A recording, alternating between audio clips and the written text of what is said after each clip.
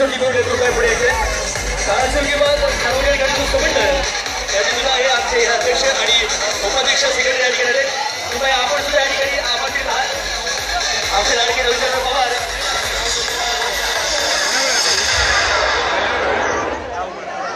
आणि आमचे सर्व आणखी अमित पटेल हे सुद्धा या ठिकाणी आले. आणि नाणेफेकीचा कौल या ठिकाणी केला जातोय. सतत 6:30 वाजल्यापासून आतापर्यंत वैविध्यपूर्ण कार्यक्रम पाहिलात. आता नाणेफेकीचा कौल कोण जिंकणार याकडे लक्ष.